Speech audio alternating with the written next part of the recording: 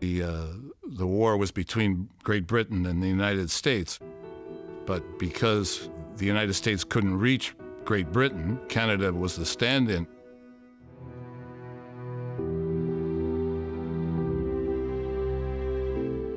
In Canada, it was an important war.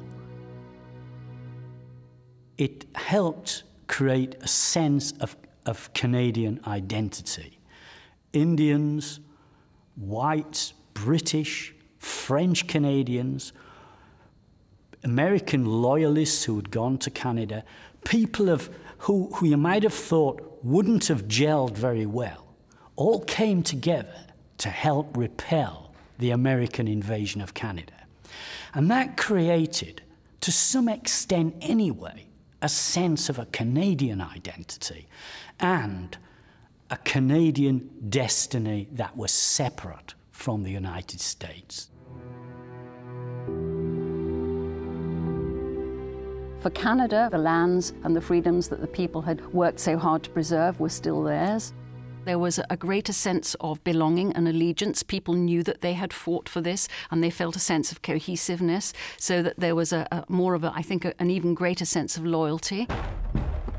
If you look at this from the Canadian viewpoint, the United States waged war for 2.5 years against a country that was absolutely no threat to it, launched a dozen or so invasions against Lower and Upper Canada, burned towns and villages and ruined the economy. It was a watershed because people who visited the Canadas in the 1820s certainly refer many instances of talking to those who said before the war or after the war. They measured most things by the War of 1812 as a kind of sort of marker, which indeed it was, in leading to the process which 50 years later, in 1867, gave Canada its nationhood.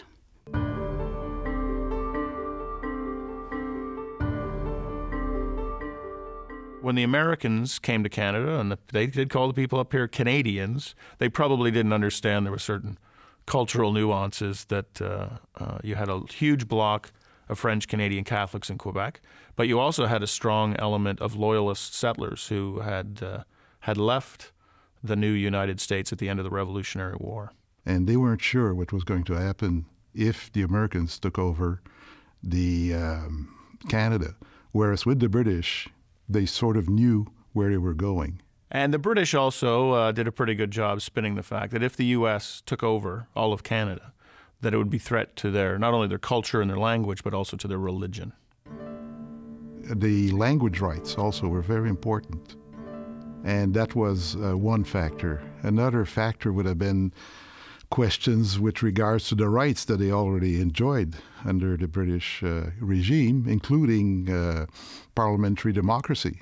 And, in 1812, women could vote in Quebec province. The idea of an American invasion was seen as a threat to their language, their religion, their culture. And they put up a pretty good fight through the War of 1812.